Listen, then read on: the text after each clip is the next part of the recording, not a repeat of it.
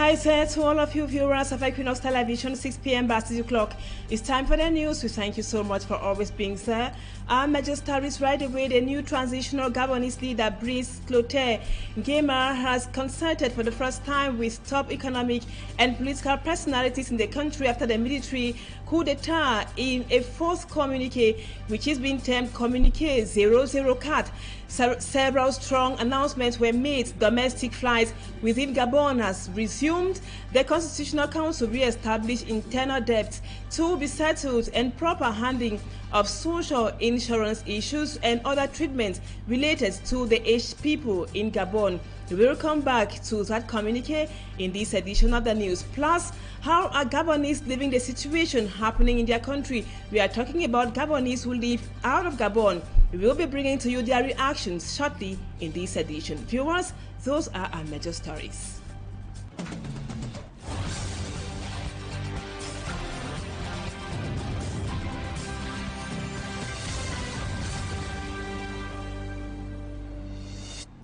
Welcome back, viewers. We take you right away to Gabon. We just told you in the headlines that the new transitional leader of Gabon after the coup d'etat, which seems to be succeeding Clotaire, Brice Nguema, has concerted for the very first time with economic and also top political personalities in that country. That was in the fourth communique, which has been signed by the transitional leadership since the coup d'etat which took place in Gabon. Several strong announcements, we told you, were made.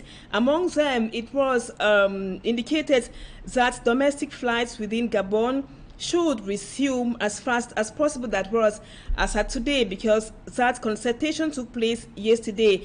And also in that consultation, in that communique, it also filtered that there should be a proper handling of social insurance issues, especially those related to the old people.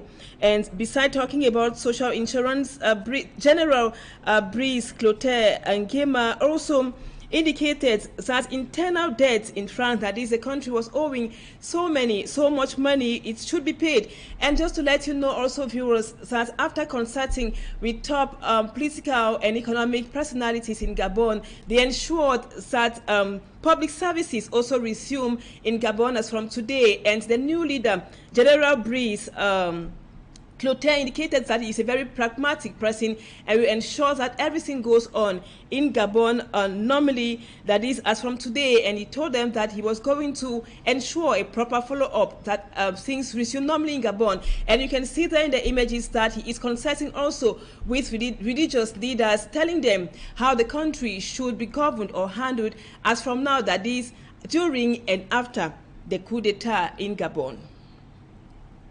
So we will be coming back with more details from Gabon in our subsequent news editions, precisely at 8 p.m. And also we know that a huge amount of money, close to 4 billion francs CFA, was seized by the military in the residence of some top Gabonese personalities. And we know that hoarding, keeping money in your house, is criminal. For me, Armstrong Sanders spoke with an economist. He tells us more in this report. The cash touch video went viral few hours after the August 30th coup d'etat. A massive cash discovery worth more than 5 billion francs CFA, allegedly in the home of the son of deposed President Ali Bongo and some of his close collaborators. To economist Sonderic, the impact of such an act on the economy is enormous. It is going to damage, to a very large extent, the financial sector of the economy. It is going to slow down the economic growth rate. It is going to promote corruption and shift power to one man. And then, worst of all, it is going to lead to an unequal distribution of income.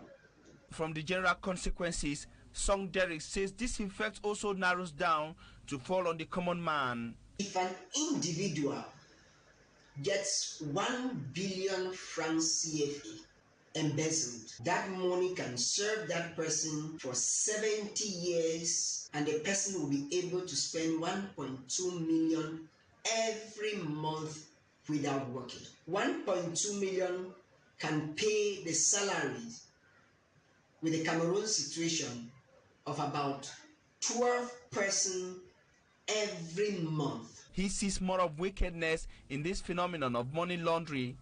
The bags of money found in the residence of Yangulu, a close collaborator of Nodin Bongo, contained bundles of money in francs CFA, dollars and euros. The military in Gabon have accused Ali Bongo, his son and close collaborators, of treason, embezzlement, corruption and falsification. Overpower in Gabon that was on August 30, hundreds of Gabonese have been celebrating across the world. Youth in particular described this as a new wave of freedom and hope for a better future for Gabon. Our reporter Mala Glory compared their reactions across the world. When the gods want to punish you, they first make you mad.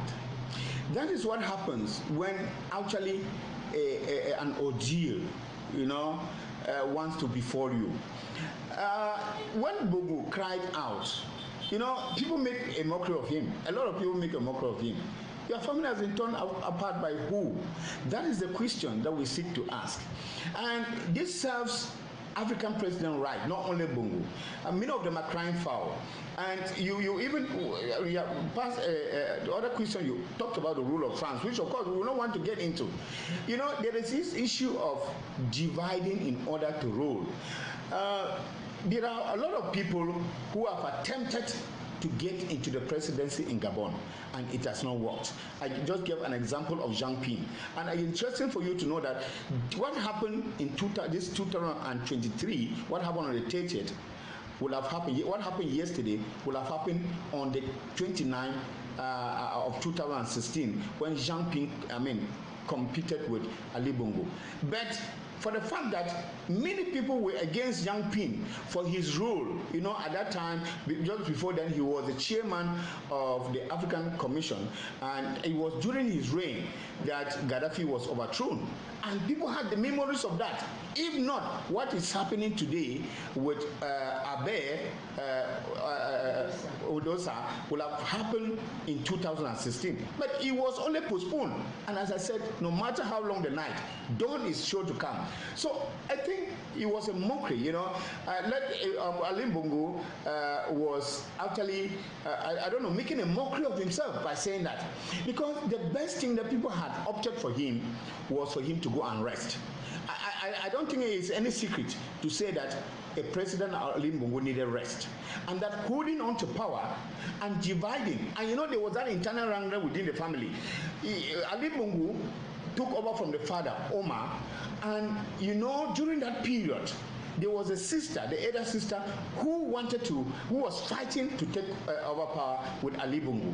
And Ali Bongo, through family negotiation, Ali Bongo took over. It is still not a secret to say that Ali Bongo promised the family to rule for maybe 1 or 2 mandates and give a hand over power to another family member. But then it didn't happen. And as I said, power is so sweet. And that is why he was crying foul, because at this particular time, the family is reminding him of the agreement that they had within the family. And what do you expect? Now there was this divide in the family. There was this wrangling within the family where some are saying, okay, if you want to stay on, we are no more against you. And so the fight against Bongo was not just the fight of Gabonese in general, was also a fight within the family of Bongo. And how could he survive from there? And I know that the military, with the intelligence in Gabon, they have taken an advantage of it. Mind you, this is not the first coup d'etat. You remember that there was one that we failed some few years back. He would have succeeded, but then the family was still together and they could support Bongo during that coup d'etat. But then it has gone worse. Issues have deteriorated this time around, whereby Bongo did not even have the support of the family, and that is why he cried foul. And when he reaches at a certain moment where a man cries in public about something, then you have to take it seriously. So one of his failures, one of of the things that have made him to fall and fall woefully through this coup d'etat has been the fact that he is not in unison with the family, and therefore some family members are even alleged to have even assisted and even encouraged the military junta to take over in Gabon. So it was evident. That was rather Dr. Michael Dimancho analyzing the video of Ali Bongo Ontimba calling on the world to make some noise about what is happening in Gabon. And now we come back to this report, viewers. After the military took over power in Gabon, that was on August 30, hundreds of Gabonese have been celebrating across the world. Youth in particular have described the situation as a new wave of freedom and hope for a better future for Gabon. Our reporter Mala Glory compared their reactions across the world for the news. Smiles and laughter are expressions of hope in life. I am hoping to have the joy. There is excess joy, hope to live again. I think Africa is showing us its real face. These are Gabonese youths on the streets of Libreville, the country's capital city, expressing joy over the military action who seized power on Wednesday, August 30th. According to one of them, whose candidacy was rejected, the military takeover is an answered prayer to him. I was rejected as candidate of this year's presidential election because I said no to malpractice. Today, God has answered my prayer. We thank the military and hope that there is going to be a change. The population of Gabon thinks the cancellation of the election results and the end of Ali Bongo's regime is paving the way for Gabon's second independence, what they describe as freedom from the regime. We were tired of the regime. We suffered for over 50 years. I think it is second independence for Gabon. It is a great satisfaction. We have been waiting for this, and thank God that moment has finally come. This comes after a group of military announced on the state television that the presidential election of August 26, 2023 has been annulled and government institutions dissolved. Despite condemnation of this coup in Gabon, the coup leaders have announced the swearing-in of General Brice Oligui Nguema as transitional president come September 4th, 2023.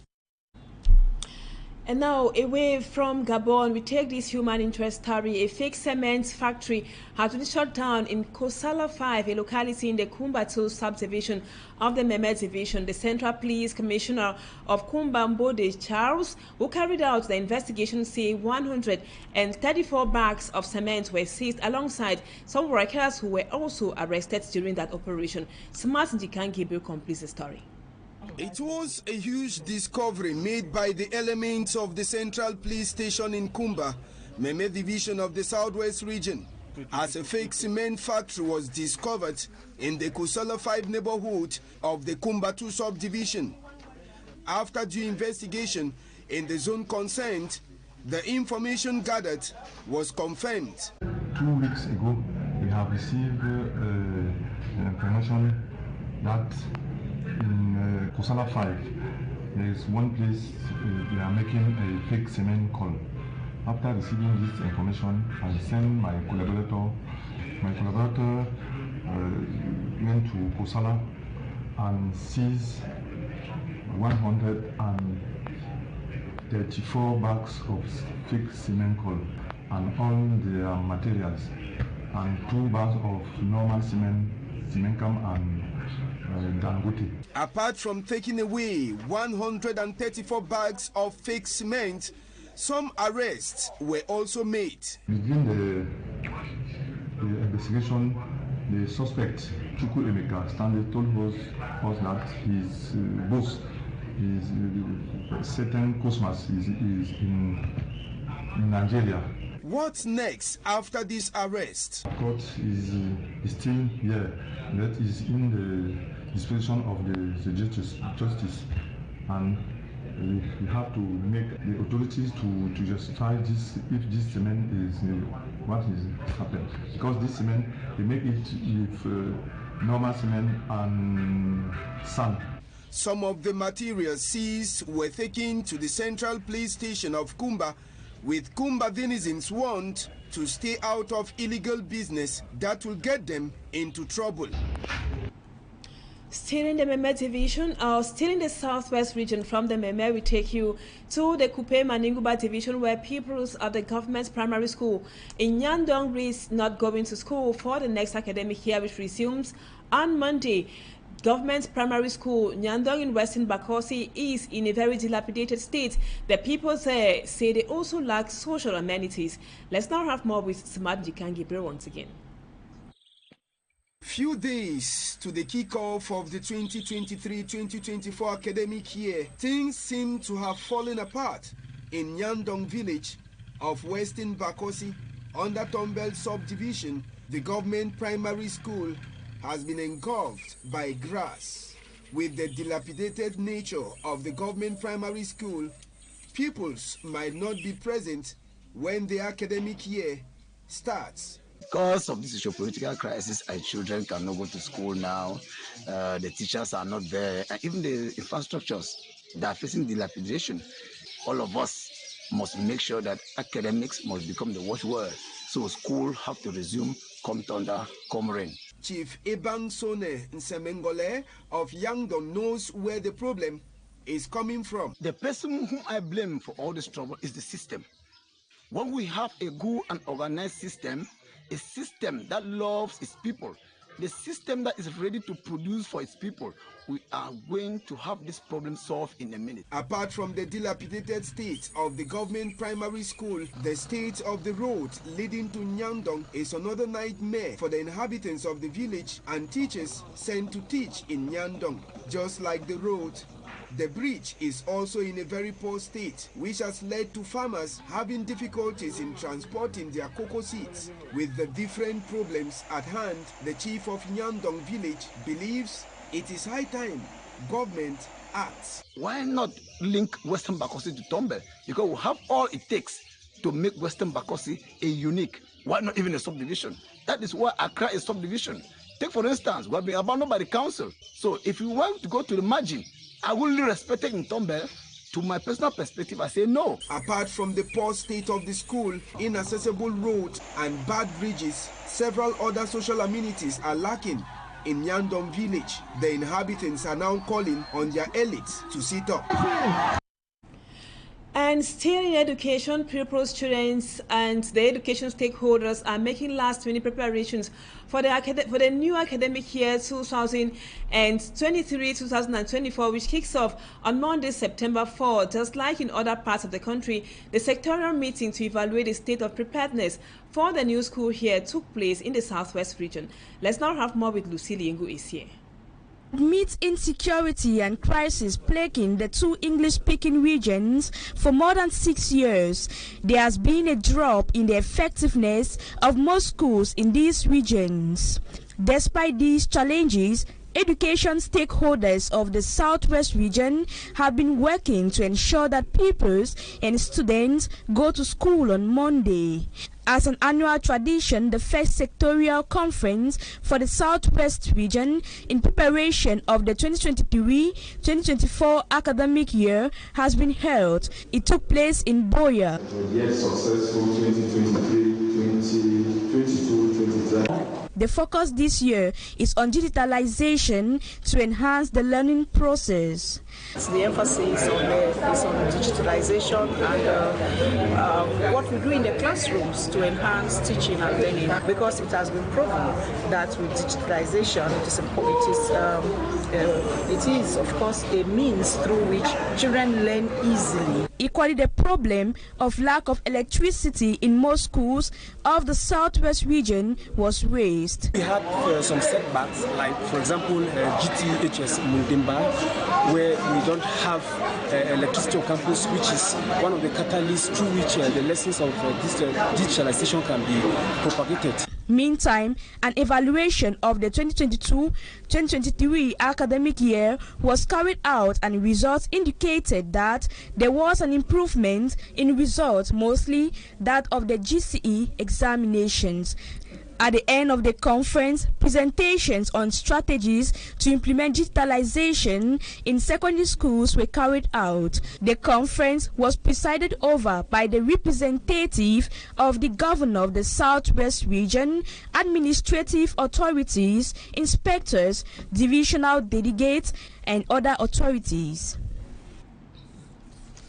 Still talking about back to school, let's take you now to the Northwest region, where most schools, especially public schools, are still in very dilapidated states. Few days to back to school. Our Northwest regional correspondent Boostella now presents to us the state of some schools in Bafut in the Northwest region. In the Northwest region, 75,000 students are still out of school, while about 331 schools have remained closed. These statistics are from the Northwest Regional Delegation of Secondary Education for the 2022-2023 academic year. In Alum Valley, situated in Bafut subdivision, the state of this classroom few days to school resumption suggests learners have either been displaced or have dropped out of school. For about 6 years that we have been outside running because of the so-called crisis.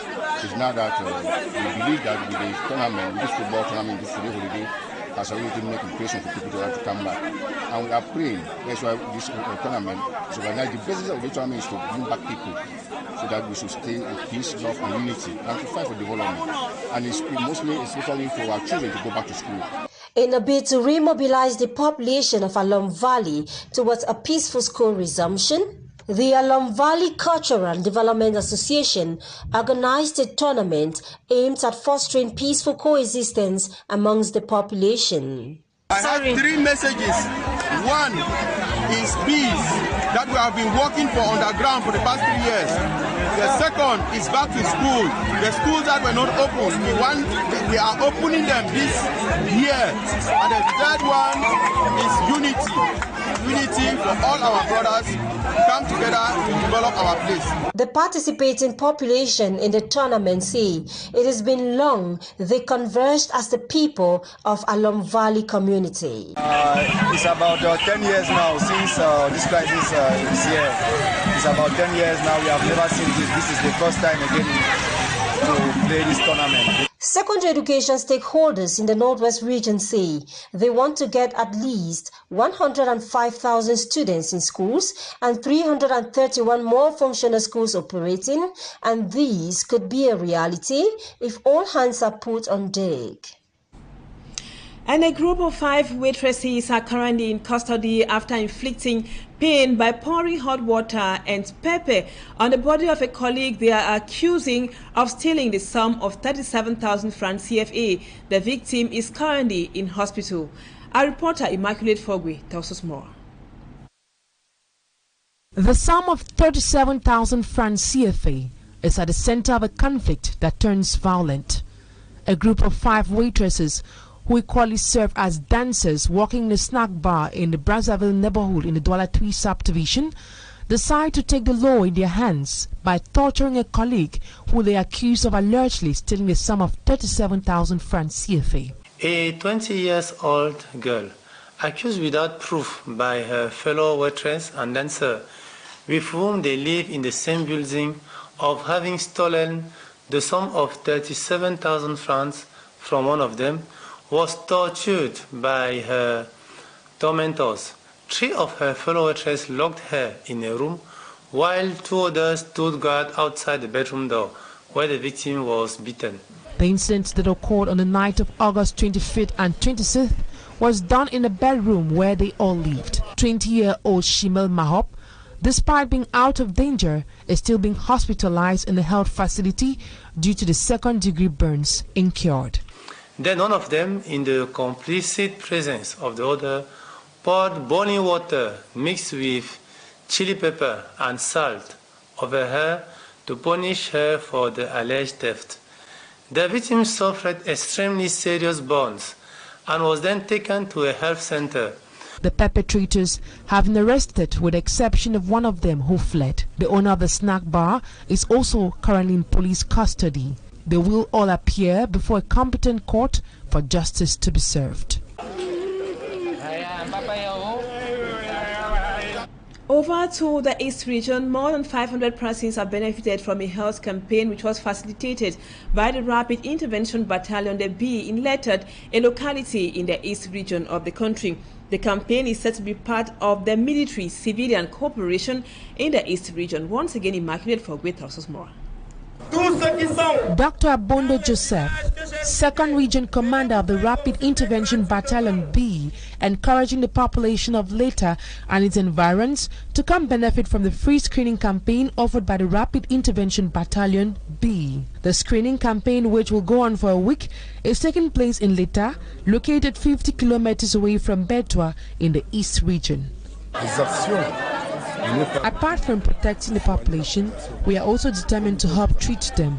Most of them are unable to afford for treatment in hospitals. Specialists from multiple sectors, generalists, pediatricians, gynecologists say the campaign falls in line with the civil military actions carried out by the Cameroon Defense Forces to tighten the bond between the army and the population. We have detected several cases of respiratory and urinary tract infections. Many of them were not even aware. Such screenings will be able to save a lot of lives. The population applauds and also encourages the efforts made by a Rapid Intervention Battalion, who has been involved in safeguarding persons and property and equally going forward to make their health a priority. Thanks, Immaculate Fogwe. Sad reports brings us to the end of this edition of the news on Equinoxe Television. Thank you, viewers, for always being there. Don't go away. Our programs continue. The news in the French language comes up at 8 p.m. Equinoxe Soir at 7 p.m. Stay with us on Equinoxe Television and enjoy the rest of your weekend. Immaculate Fogwe will be with you as from Monday. Bye-bye for now.